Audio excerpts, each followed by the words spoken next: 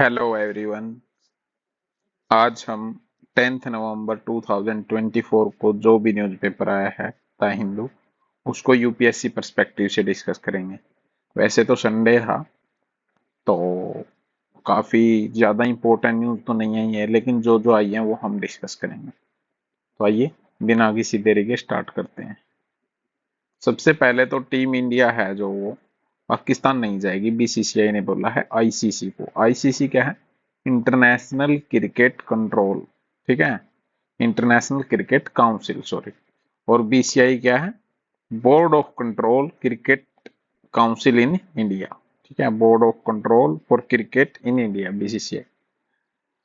तो मना कर दिया है बीसीसीआई ने। जो इंडिया पे जो क्रिकेट को कंट्रोल करती है वो बीसीसीआई है, और जो वर्ल्ड लेवल पे करती है वो आईसीसी है। कि हम पाकिस्तान में नहीं जाएंगे, वहां पे सिक्योरिटी इश्यूज हैं, ठीक है। क्यों? हम चैंपियन ट्रॉफी, जो पाकिस्तान है वो चैंपियन ट्रॉफी होस्ट कर रहा है फरवरी 25 में। तो आईसीसी सिक्योरिटी टीम है, मतलब उसने पाकिस्तान में भेजी भी है सिक्योरिटी टीम, सिक्योरिटी इशू को चेक करने के लिए, ठीक है। तो बीसीसीआई ने लिख के बोला है कि देखो आप ना ये मैच यूएई में करवा दो। कहाँ करवा दो? यूएई, ठीक है। तो यूएई कहाँ है? यूएई, ठीक है। तो यूएई को हम मैप पे देख लेते हैं, यूनाइटेड अरब अमीरात। तो बड़ा ही प्यारा कंट्री है यूएई, मच लविंग कंट्री। तो देखो ये सऊदी अरबिया, देखो पहले इंडिया देख लो मैं। ये इंडिया है, इंडिया के यहाँ पे वेस्ट, इंडिया के ये, इसको बोला जाता है वेस्ट एशिया, ठीक है। तो ओमान है, ओमान और सऊदी अरबिया को टच करता है यूएई, ठीक है। ओमान और सऊदी अरबिया को टच करता है यूएई, और इसी में है दुबई, ठीक है। और कैपिटल यूएई की क्या है? अबू धाबी, अबू धाबी, ठीक है। अब जो ये पर्शियन गल्फ है और गल्फ ऑफ ओमान है, इसको कौन लिंक कर रहा है? Straight of Hormuz, straight of Hormuz. Straight क्या होती है? जो दो वाटर बॉडीज को क्या करे? कनेक्ट करे, ठीक है। और रेड सी और गल्फ ऑफ एडन को जो लिंक करती है वो है बल अल मंडप स्टेट, ठीक है। अभी दिखा देगा ये, बल बब अल मंडप स्टेट, ठीक है। तो ये मैपिंग जो है वो काफी इंपॉर्टेंट होती है। जैसे यमन है, यमन में हौती रिबेल्स रहते हैं, जो यहाँ पे क्या है, लूटपाट करते रहते हैं यहाँ आसपास, जो ट्रेड होता है रेड सी से, ये, ठीक है। और भी काफी सारे चीजें हैं जो कि मैप के साथ साथ रिवाइज होते रहनी चाहिए, ठीक है। तो नेक्स्ट चलते हैं हम। बीसीसीआई के सेक्रेटरी कौन है? जैसा, ठीक है। वो पहले थे जैसा, अब बीसीसीआई के जो सेक्रेटरी थे वो आईसीसी के सेक्रेटरी बन चुके हैं। किसके? आईसीसी के। यानी कि अब सब जगह इंडिया का ही कंट्रोल है। लास्ट ईयर एक रैनसमवेयर का अटैक हुआ था। किसका? रैनसमवेयर, जिसकी वजह से जो इंडिया का डिफेंस सिस्टम है वो काफी क्रूशियली क्या हुआ था, उसे इम्पैक्ट हुआ था। ये बात किसने बोली है? डीओपीटी ने अपनी एनुअल रिपोर्ट में, ठीक है। तो इसमें क्या होता है? रैनसमवेयर होता है एक ऐसा सॉफ्टवेयर, मतलब मैलिशियस सॉफ्टवेयर डाल दिया जाता है, मालवेयर, कि जब तक उसको रैनसम फिरौती मांगता है वो, कि मान लो ये हैंग हो जाएगा, ये आईपैड है या फिर जो भी है, वो फिर आगे फंक्शन करेगा ही नहीं जब तक उसको रैनसम नहीं मिलेगी थोड़ी सी। तो इसको बोलते हैं रैनसमवेयर, ठीक है। तो रिपोर्ट जो पब्लिश हुई थी लास्ट वीक, उसमें मेंशन था कि जो सीबीआई है वो इन्वेस्टिगेट करेगी complex cyber crime with national security implication. CBI, central bureau of investigation, CBI, ठीक है। पावर कहाँ से लेती है? 1946 के दिल्ली पुलिस एस्टेब्लिशमेंट एक्ट से। एक एक्स्ट्रा कॉन्स्टिट्यूशनल बॉडी है, एक्स्ट्रा कॉन्स्टिट्यूशनल, या फिर एग्जीक्यूटिव भी बोल सकते हो। और सीबीआई कि डायरेक्टर का जो टेन्योर है वो 2 ईयर होता था, अब 5 तक एक्सटेंडेबल कर दिया, यानी हर साल एक हर वन टाइम में 1 साल के लिए एक्सटेंड कर सकते हैं। संथानम कमेटी की रिपोर्ट पे सीबीआई बनी है, सेंट्रल ब्यूरो ऑफ इन्वेस्टिगेशन। तो ये सारी चीजें हैं। नेक्स्ट है कोप 19, कोप 29, कौन सी कोप है? 29। ये कहाँ हो जा रही है? अजरबैजान, अजरबैजान बाकू में होगी ये। तो वहां पे इंडिया किस पे एम्फेसाइज करेगा? ठीक है, क्लाइमेट फाइनेंस की रेड लाइंस जो हैं, देखो मतलब जो डेवलप्ड कंट्री है ना वो काफी ज्यादा पोल्यूशन करती हैं, उन्होंने तो अपना डेवलपमेंट कर लिया इंडस्ट्री लगा लगा के। अब जब डेवलपिंग कंट्री की बारी आई तो उनको डेवलपमेंट करने नहीं दे रहे, बोल रहे हैं क्लाइमेट चेंज हो रहा है, ये हो रहा है। तो जो डेवलपिंग कंट्री है, डेवलपिंग, उन्होंने डेवलप्ड कंट्री को क्या बोला है? डेवलप्ड कंट्री को कि आप $100 बिलियन का इन्वेस्टमेंट करोगे डेवलपिंग कंट्री में। 2020 से ये स्टार्ट करना था और ये बात हुई थी पेरिस क्लाइमेट में। ठीक है, पेरिस की जो COP 15 हुई थी। तो लेकिन ये अपनी जो कमिटमेंट था ये पूरा नहीं कर सके। तो अब यही टसल चल रही है डेवलप्ड और डेवलपिंग कंट्री के बीच में। ठीक है, तो अजरबैजान और बाकू कहाँ है ये देख लेते हैं। अजरबैजान ये रहा, कैस्पियन सी को टच करता है। बाकू जो कैपिटल है बिल्कुल समुंदर के पास है, ज्यादा दूर नहीं है। तो ये देखिए, ये अर्मीनिया, अर्मीनिया के साथ इसका झगड़ा है अजरबैजान का। ठीक है, तो अर्मीनिया एक क्रिश्चियन डोमिनेटेड कंट्री है। कौन सी? Christian dominated. और अजरबैजान एक मुस्लिम डोमिनेटेड कंट्री। कौन सी? Muslim dominated. तो अजरबैजान को हमेशा पाकिस्तान सपोर्ट करता है और इंडिया हमेशा किसको सपोर्ट करता है? अर्मीनिया को। ठीक है, किसको करता है इंडिया? अर्मीनिया को। ठीक है, ये लेक सीवान है जो अर्मीनिया में ही है। और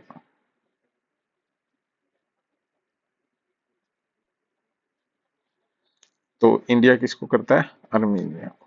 ठीक है,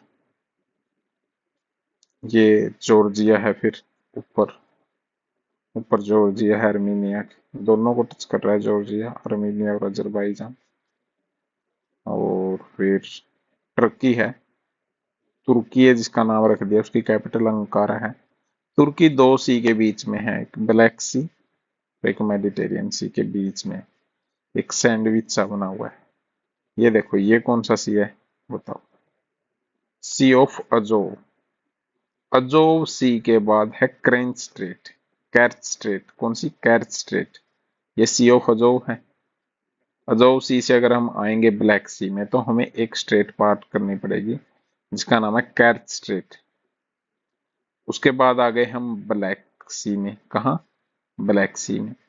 ब्लैक सी से फिर से अगर हमें मेडिटेरियन की तरफ आना है तो हमें एक ये पतली सी स्ट्रेट है जो ये पार करनी पड़ेगी, और इसका नाम क्या है? इसका नाम नहीं दिया, इसका तो बहुत अच्छा नाम था, बी से ही था, AKBB। ठीक है, तो ये स्ट्रेट जो है हमें पार करनी पड़ती है। कहाँ गया इसका नाम, पता नहीं क्यों नहीं दिया। उसके बाद हम आएंगे सी ऑफ मारामारा में, सी ऑफ मारामारा। ठीक है, और वहां से हमें एक स्ट्रेट पार करनी पड़ेगी, डैंड्रिल स्ट्रेट। ठीक है, कौन सी स्ट्रेट? डैंड्रिल स्ट्रेट। और फिर जब हम ये डैंड्रिल स्ट्रेट, ठीक है, डार्डेनल स्ट्रेट जब पार कर लेंगे उसके बाद हमारा आएगा, ये कौन सी है?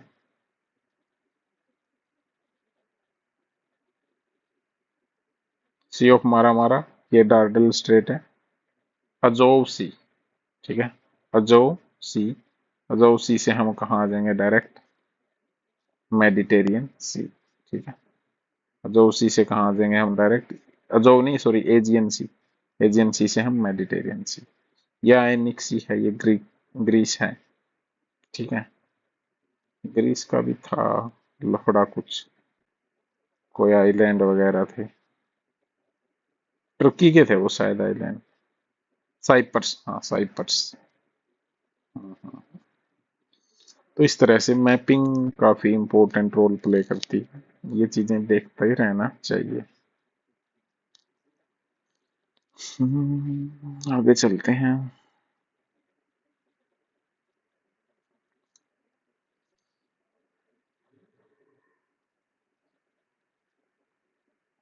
एआई जो है वो लीगल एड प्रोवाइड करेगी रिसर्च में समराइज करने के लिए, जो बड़े बड़े डॉक्यूमेंट हैं उनको। ये किसने बोला? हाई कोर्ट के जज ने बोला है। ये तो बड़ी अच्छी बात है। साइंस एंड टेक्नोलॉजी में एप्लीकेशन आएगा तो ये हम लिख सकते हैं, आर्टिफिशियल इंटेलिजेंस। ठीक है, बुक लॉन्च कर रहे थे ये कोई।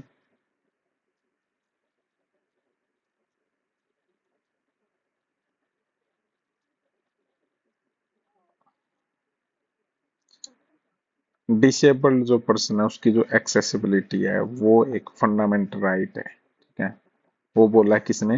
टॉप कोर्ट ने। फंडामेंटल राइट है, सुप्रीम कोर्ट ने बोला है। कोर्ट ने गवर्नमेंट से पूछा है कि पब्लिक एंड प्राइवेट स्पेस भी डिसेबल्ड लोगों के लिए क्रिएट किया जाए, सर्विसेज और product of universal design which could be accessed by everyone.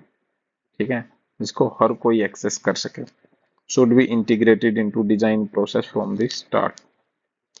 अब देखो सुप्रीम कोर्ट ने क्या कन्फर्म किया है, डिसेबल्ड जो पर्सन है उसके पास राइट है, right to access environment, services, opportunities is an essential human and fundamental right which has hardly been realized on the ground। जबकि है तो है सारे राइट उसके पास, लेकिन ग्राउंड पे कोई भी राइट अवेलेबल नहीं। Chief justice of India DY Chandrachud हैं, जो कि 50th चीफ जस्टिस हैं और रिटायर होने वाले हैं। 51 संजीव खन्ना। तो जजमेंट में बोला उन्होंने नवंबर 8 को जो आई थी, शायद रिटायर हो चुके हैं ये। उसमें कहा है disability was a tragedy only if society failed to provide people with disability things essential to lead their lives। ये ट्रेजेडी तभी मानी जाएगी डिसेबिलिटी अगर सोसाइटी वो है प्रोवाइड नहीं कर पाती। ठीक है, चीज उनके अकॉर्डिंग। तो और जो सोसाइटी है वो रिलेशनशिप के राइट को भी मतलब कि ज्यादा ध्यान नहीं देती, उनको इग्नोर करती है डिसेबल लोगों के साथ। तो इमोशनल और जो रिलेशनल चैलेंज फेस करने पड़ते हैं पर्सन विद डिसेबिलिटी को। ठीक है, एक्सेस टू, उनको कोई प्यार नहीं करता, डिजायर, इंटीमेसी, ये सब चीजें, emotional need, privacy, self pleasure, ये सारे ओवरलुक कर दिए जाते हैं, इग्नोर कर दिए जाते हैं। ठीक है, फैमिली के द्वारा भी इवन उनका कोई प्राइवेट स्पेस नहीं होता। तो जो ये जजमेंट है वो सबमिट की गई bye centre for disability study की रिपोर्ट के बेस पे। ठीक है, तो काफी इंपॉर्टेंट है, इन चीजों पे हमें काफी ज्यादा ध्यान देना चाहिए। GS2 के सोशल जस्टिस में यूज कर सकते हो। एथिक्स में रतन टाटा का एग्जांपल लिख देना जहां भी इंटीग्रिटी की बात आई। इंटीग्रिटी एथिक्स की टर्म है। एक होती है ऑनेस्टी, एक होती है इंटीग्रिटी। इन दोनों में क्या डिफरेंस? ऑनेस्टी होती है कि मान लो किसी ने 50 रुपीज है वो मतलब चोरी कर लिए, स्टील कर लिए। तो वो चोरी कर लिया एक बार तो फिर उसको वो बता देगा कि मैंने कर ली। और इंटीग्रिटी होती है ऑल टाइम ऑनेस्टी, वो चोरी ही नहीं करेगा।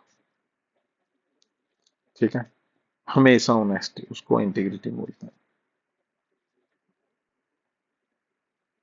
Medical device market to be 30 billion by 2030। जो मेडिकल डिवाइस हम मैन्युफैक्चरिंग में काम कर रहे हैं इंफ्रास्ट्रक्चर के लिए जो जरूरी है, उसकी जो मार्केट है वो 30 बिलियन तक हो जाएगी। ये JP नड्डा ने बोला है। ठीक है, तो काफी इंपॉर्टेंट है ये भी। फाइनेंस मिनिस्टर कौन है? निर्मला सीतारमण।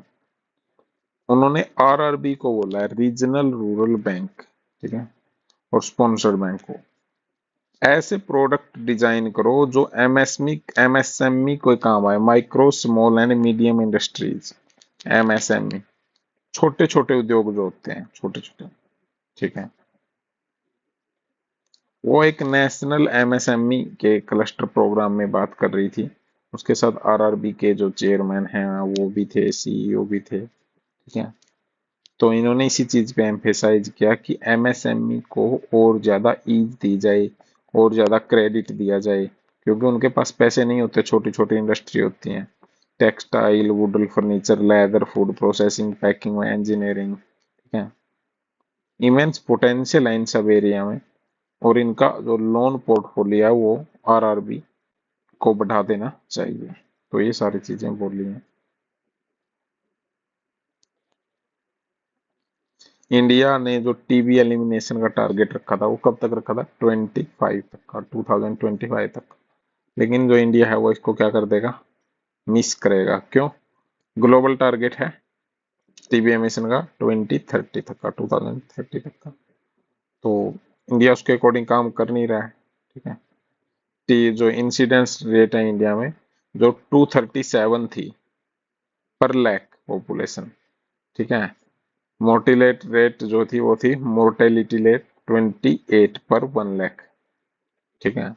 टीबी जो इंसिडेंट्स रिपोर्ट है 2023 में 195 रह गई है, ठीक है। और 199 तो ये 2022 में ही थी, 1 4 ही कम हुई, यानी कम ज्यादा नहीं हो रही, ठीक है। तो इसलिए ये मिस कर सकता है। जो ट्रम्प की गवर्नमेंट आ गई है, रिपब्लिकन जो गवर्नमेंट है वो यूएसए में आ चुकी है।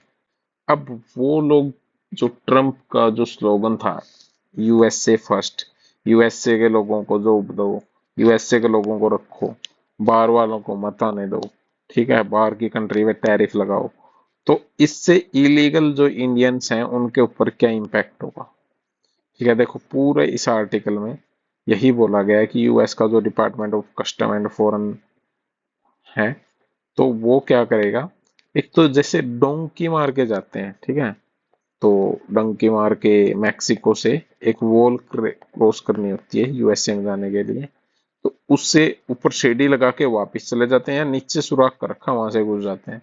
तो इतनी ज्यादा इन्फिल्ट्रेशन हो रही है, और ज्यादातर इंडिया में पंजाब से लोग जा रहे हैं, ठीक है। अब वहां क्यों जा रहे हैं?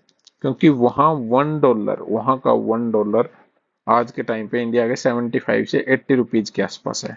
अब तो वहां जाके आराम से अगर छोटा मोटा भी काम मिल जाता है लोगों को, तो वहां पे ठीक ठाक पैसा इंडिया के हिसाब से वे 2 to 2.5 लाख पर मंथ कमा लेते हैं विदाउट एनी स्किल। जो डोमेस्टिक काम नहीं होते हैं, जैसे कि सर्वेंट वगैरह के, जैसे बर्तन साफ करना किसी ढाबे में, या फिर कोई गाड़ी चलाना, या फिर मतलब नॉर्मल छोटे मोटे काम, वो इंडियन करते हैं, और उनकी एक डिसेंट इनकम हो जाती है उसी से, इसलिए लोग जाते हैं, ठीक है। तो एक बार मैप पे ही चल पड़ते हैं, ग्वाटेमाला, तो कैसे कैसे जाना पड़ता है, ठीक है। स्टार्टिंग में देखो इथोपिया लेके जाते हैं, स्टार्टिंग में डोंके वालों को, ठीक है। तो इथोपिया जाएंगे, स्टार्टिंग में यूएई भी जाते हैं, यूएई से फिर इथोपिया, ठीक है। इथोपिया से फिर ये इधर जाते हैं, इधर, ठीक है, इधर से पेरू या ब्राजील से पेरू, पेरू से इक्वाडोर, इक्वाडोर से कोलंबिया, ठीक है। अब ये आ गया पनामा।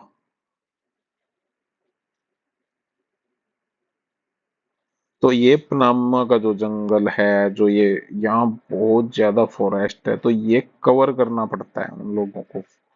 पनामा के बाद Costa Rica, Nicaragua, Honduras, Guatemala और मैक्सिको, ये लोग इन कंट्री में जाते हैं ना। अब इन कंट्री को भी कोई प्रॉब्लम नहीं है, इनको पता है कि ये रुकने वाले तो है नहीं, ये तो यूएस ही जाएंगे, तो ये आराम से क्रॉस कर करके इसको चले जाते हैं। लेकिन बड़ी प्रॉब्लम होती है, वो लोग इलीगल होते हैं, तो काफी ज्यादा बैड ट्रीटमेंट होता है उन लोगों के पास। तो ये मैक्सिको आ गया, ठीक है। मैक्सिको अभी यहाँ पे दिखा नहीं रहा वो ऑप्शन, अगर दिखा देता तो मैं सैटेलाइट व्यू कर लेता।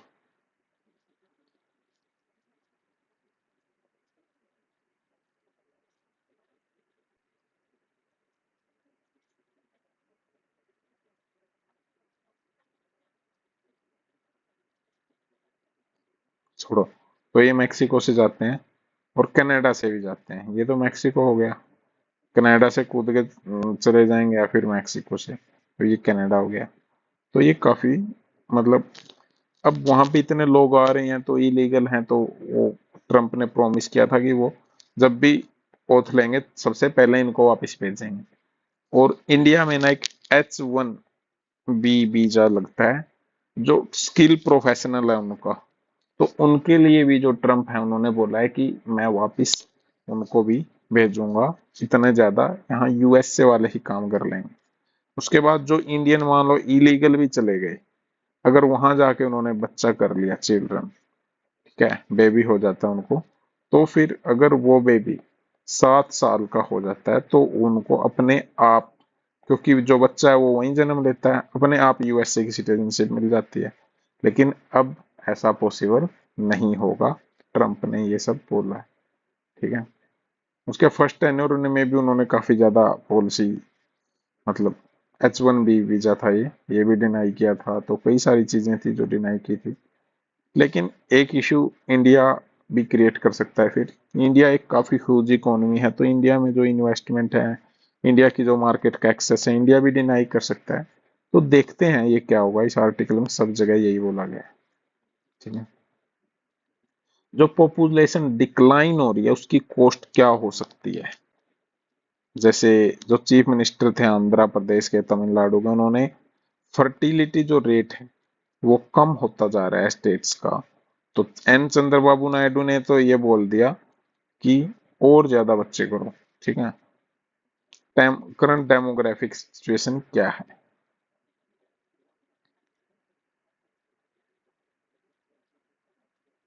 अब देखो, इंडिया स्टार्टिंग में पॉपुलेशन ज्यादा, लेकिन अब धीरे धीरे करके इंडिया को रियलाइज हो रहा है कि जब ये पॉपुलेशन एजिंग पॉपुलेशन होगी, बुढ़ी हो जाएगी, अभी तो एवरेज एज इंडिया की 28 से 35 के आसपास है, तो इसका क्या फायदा होगा, ठीक है।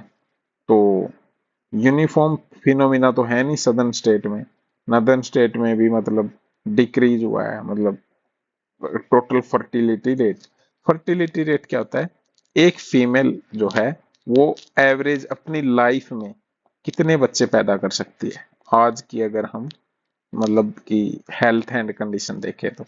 ये यूपीएससी में भी आया था 23 में, प्रीलिम्स में 24 में प्रीलिम्स में, ठीक है।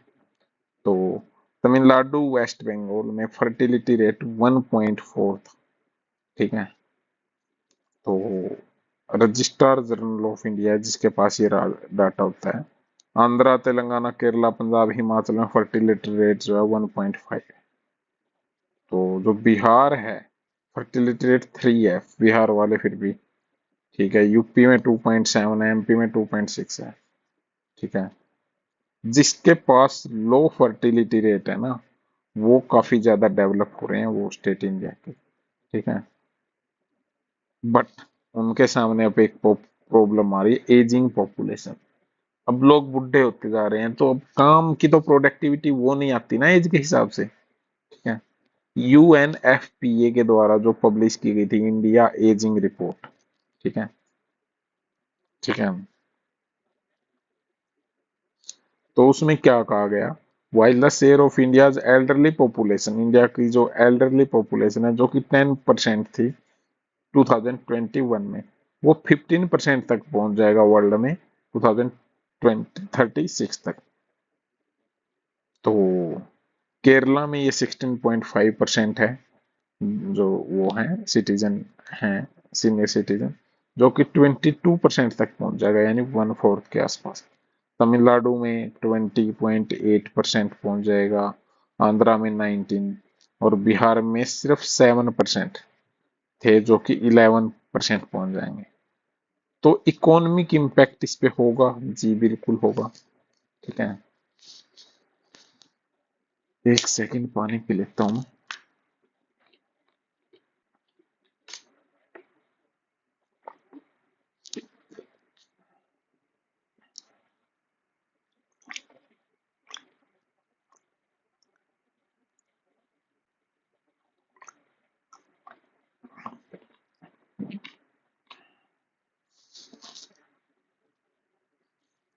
तो इकोनॉमिक इम्पैक्ट हो सकता है इंडिया का जो डेमोग्राफिक ट्रांजिशन है वो मतलब कि सोशियो इकोनॉमिक ट्रांजिशन से काफी ज्यादा आगे। अगर इसका हमें इम्पैक्ट समझना है, ठीक है, to understand the impact of this, the most important indicator, not the proportion of elderly population, but old age dependency ratio, ये बड़ा इंपॉर्टेंट है यार, डिपेंडेंसी रेशियो। ठीक है, डिपेंडेंसी रेशियो क्या होता है, ठीक है, कितने जो लोग हैं, ठीक है, पर मतलब 100 लोगों पर 100 कितने लोग हैं जो डिपेंड रहते हैं, काम नहीं करते, वर्किंग एज लोगों पे डिपेंड रहते हैं, ठीक है, 18 से 59 वालों के बीच में, ठीक है, यानी 0 to 18 वाले भी डिपेंड है, 59 से अबव वाले भी डिपेंड है। तो जब ये रेशियो 15% से ज्यादा चले जाएगा, ठीक है, इसका मतलब एजिंग क्राइसिस स्टार्ट हो जाएगा, और काफी ज्यादा स्टेट इसको क्रॉस भी कर चुके हैं। अगर हम नेशनल कमीशन फॉर पॉपुलेशन की बात माने, ठीक, केरला का ही 26.1% है ageing ratio, dependency ratio sorry, Tamil Nadu का 20.5, हिमाचल का 19.6, आंध्रा का 18.5।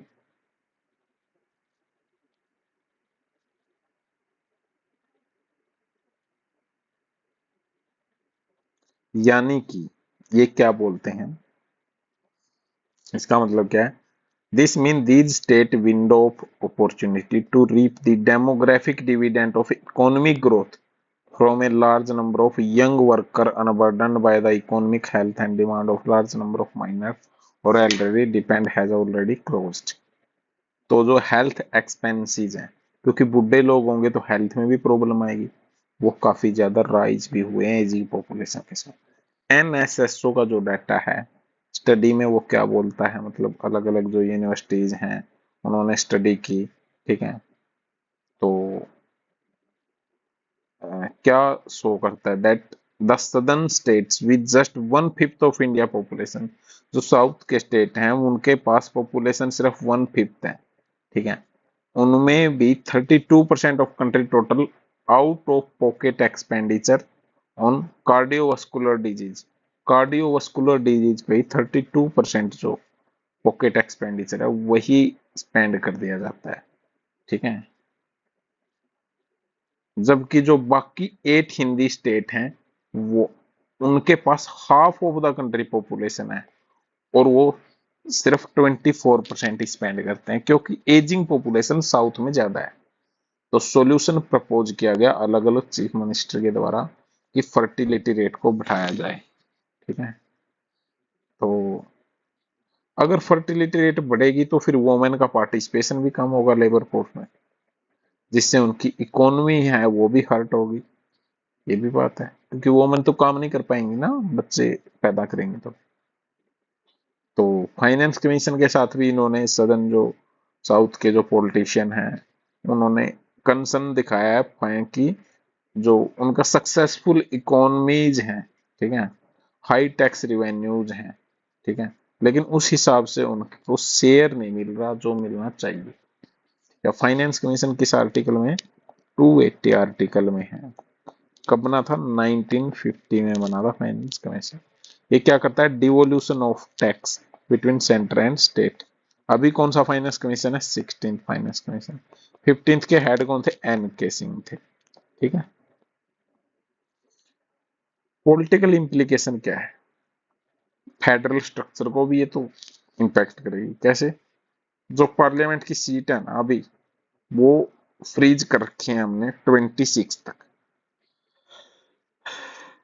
सॉरी 2026 तक, उसके बाद न्यू डीलिमिटेशन होगी। डीलिमिटेशन का मतलब है जो टेरिटरीज हैं उनके हिसाब से पॉपुलेशन, कितने पॉपुलेशन को एक रिप्रेजेंटेटिव रिप्रेजेंट करेगा, ठीक है, तो इसमें क्या बोला गया, study by James and Kirti estimated है यूपी को लगभग 12 सीट मिलेंगी, बिहार को 10, राजस्थान को 7, तमिलनाडु टू लूज 9 सीट है, तमिलनाडु तो 9 सीट खो देगा, क्योंकि उसकी तो पॉपुलेशन डिक्रीज हुई है, और जो केरला है वो 6 सीट खो देगा, आंध्र प्रदेश 5 खो देगा। तो इसका मतलब तो उनका तो शेयर बढ़ेगा ही नहीं पॉपुलेशन में, उनका शेयर तो बढ़ेगा ही नहीं पॉपुलेशन में।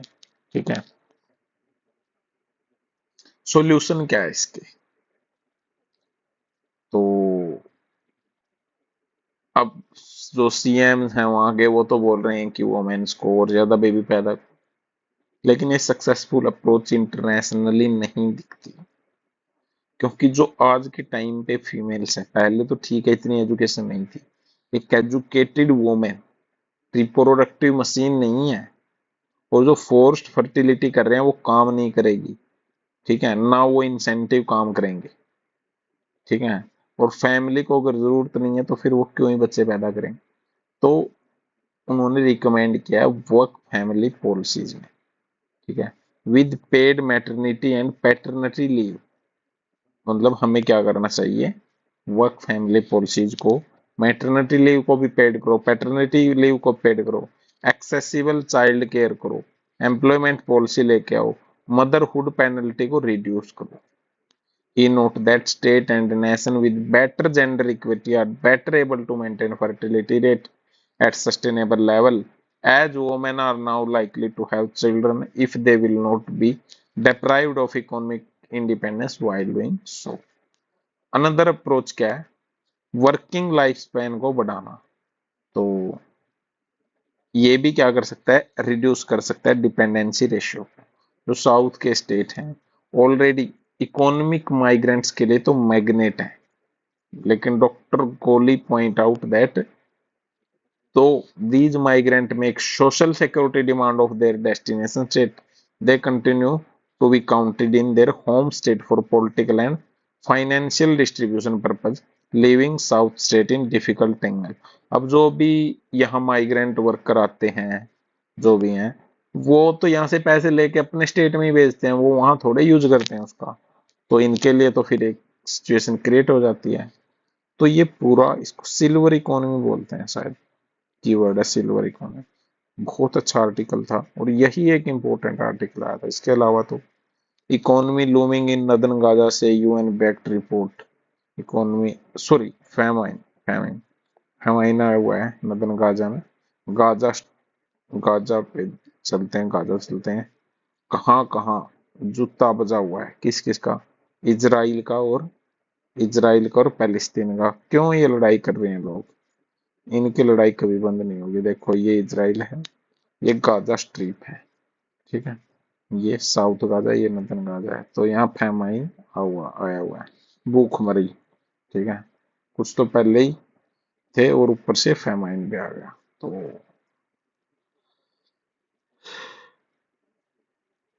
तो गाइज ये आर्टिकल था आज का। आई होप एक ये हाँ चीज रह गई, कैटल रेस कहाँ गई, कैट कैट जो कि cattle throw a muddy track in paddy field.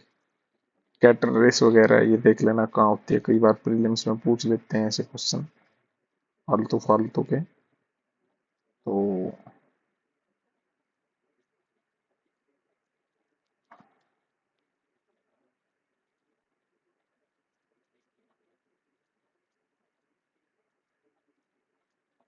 Onam मतलब साउथ में ही होती है, केरला के साथ। Cattle race is a sport organise in various part of rural Kerala with great enthusiasm after harvesting season. कब होती है, हार्वेस्टिंग सीजन के बाद काफी एंथुजियाज्म होता है, और फेस्टिवल ऑफ ओनम। ठीक है। तो ये सारी चीजें हैं गाइस जो हमने डिस्कस करी। आप चैनल को सब्सक्राइब कर सकते हो, वीडियो को लाइक कर सकते हो, कमेंट कर सकते हो, और डिस्क्रिप्शन में इसकी पीडीएफ चाहते हो अगर आप, तो लिंक है, वहां से आप ले सकते हो। और चैनल का लिंक है prudence current affair Telegram channel, और चैनल को आप सब्सक्राइब कर सकते हो यूट्यूब चैनल पे। Thank you guys, thanks hello.